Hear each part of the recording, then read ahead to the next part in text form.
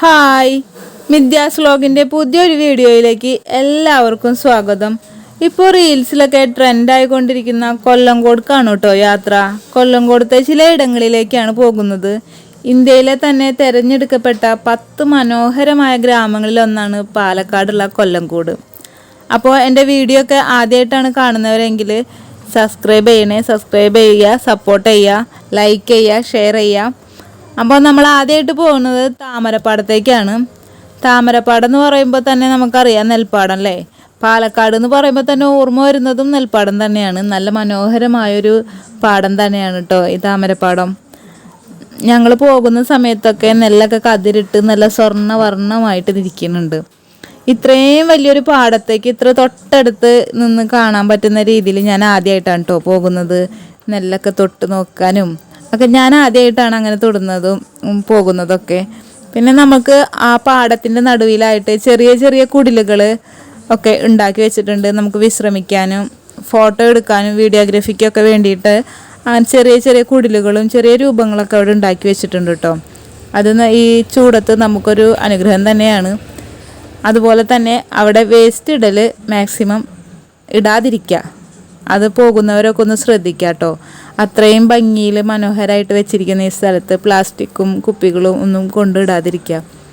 പിന്നെ പറയാനുള്ളത് നമ്മുടെ നെല്ലിയാമ്പതി മലനിരകളുടെ താഴെയായിട്ട് കിടക്കുന്ന ഈ പാടം അതൊരു പ്രത്യേക അനുഭവം തന്നെയാണ് കേട്ടോ. എന്തൊരു വർണ്ണിക്കാൻ പറ്റാത്ത അത്രയും മനോഹാരിത അതിനുണ്ട്. അതവിടെ പോയി കഴിഞ്ഞാലേ നമുക്കത് പറയാൻ പറ്റുള്ളൂ കേട്ടോ. അത്രയും ഈ ഫോട്ടോയിൽ അത്രയും എൻ്റെ ഫോണിൻ്റെ ക്ലാരിറ്റി കുറവുകൊണ്ടാണോ എന്നറിയില്ല, എനിക്കത് അത്രയും ഒപ്പിയെടുക്കാൻ പറ്റാത്ത പോലെയാണ് എനിക്ക് തോന്നിയത്. അത്രയും മനോഹരമായ ഒരു കാഴ്ചയായിരുന്നു. അടുത്തത് നമ്മൾ പോയത് ചിങ്ങഞ്ചിറ പ്രകൃതി ക്ഷേത്രമാണ്. ഒരുപാട് വ്യത്യസ്തത ഉള്ള ഒരു ക്ഷേത്രമാണിത്. ഇവിടെ കെട്ടിടങ്ങളോ ഒന്നുമില്ല, നമ്മൾ വഴിപാടുകളോ ചീട്ടോ ഒന്നുമില്ല. പ്രകൃതി ക്ഷേത്രം എന്ന് പേര് പോലെ തന്നെയാണ്. അവിടെ ആൽമരം ആണ് അവിടെ. പ്രതിഷ്ഠയും എല്ലാം വ്യത്യസ്തമാണ്. ഞാനിതിൻ്റെ ഒരു വീഡിയോ ചെയ്തിട്ടുണ്ട്. ഒരുപാട് സിനിമകളിൽ ലൊക്കേഷനായിട്ടുള്ള ഒരു ക്ഷേത്രം തന്നെയാണിത്. ആചാരങ്ങളും വഴിപാടുകളും എല്ലാം കൊണ്ടും വ്യത്യസ്തമാണ്. ഒരുപാട് ആൾക്കാർ അവിടെ ബലി നടത്തുകയും ഇഷ്ട കാര്യങ്ങൾ സാധിച്ചിട്ട് ബലി നടത്തുന്നതൊക്കെ ഞങ്ങൾ കണ്ടു കേട്ടോ. അടുത്തതായി ഞങ്ങൾ പോയത് കുടിലിട എന്ന് പേരുള്ള മറ്റൊരു പാടത്തേക്കാണ് കേട്ടോ. അതും ഒരു പാടം തന്നെയാണ്. പക്ഷെ മറ്റേതിൽ നിന്ന് വ്യത്യസ്തമായിട്ട് ഇവിടെ കുറേ പൂക്കൃഷിയും പൂപ്പാടം തന്നെയുണ്ട്. നമ്മുടെ സൂര്യകാന്തി പിന്നെ ചെറിയ ചെറിയ മറ്റ് ചെടികൾ എല്ലാം ഉണ്ടായിരുന്നു.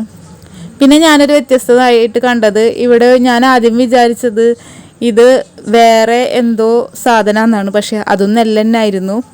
2 തരം നെൽകൃഷി അവിടെ നടത്തുന്നുണ്ട്. നിങ്ങൾ കാണുന്ന ഈ ചുവപ്പ് കളറ് കാണുന്ന നെല്ല് ഒരു ഔഷധ നെല്ലാന്നാണ് അവർ പറയുന്നത്. എന്തോ നസർബാത്ത് അങ്ങനെ എന്തോ ആണ് പേര് അതിൽ എഴുതിയിട്ടുണ്ടായിരുന്നത്.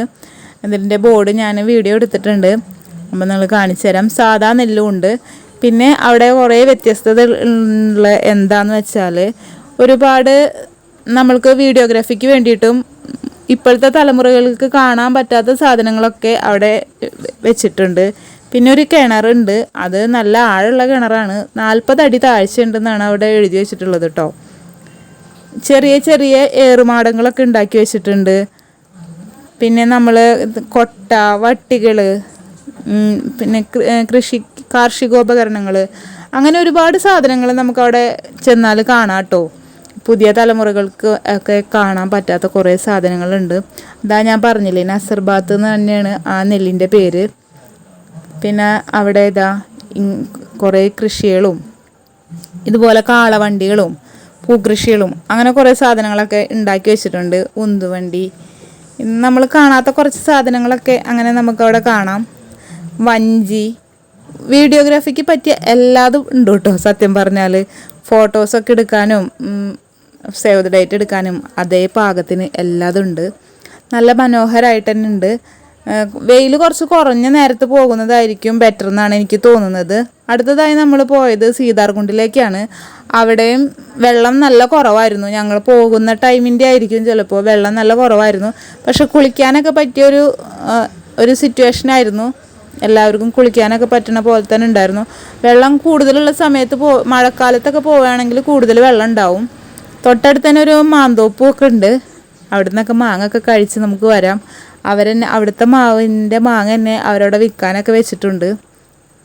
അപ്പോൾ ഇതുപോലത്തെ വീഡിയോകളൊക്കെ കാണാൻ ഇഷ്ടപ്പെടുന്നവരാണെങ്കിൽ ലൈക്ക് ചെയ്യണേ, സപ്പോർട്ട് ചെയ്യണം. അപ്പോൾ ഇനിയും നിങ്ങളുടെ സപ്പോർട്ടൊക്കെ ഉണ്ടാവുമെന്ന് പ്രതീക്ഷിക്കുന്നു. ബായ്.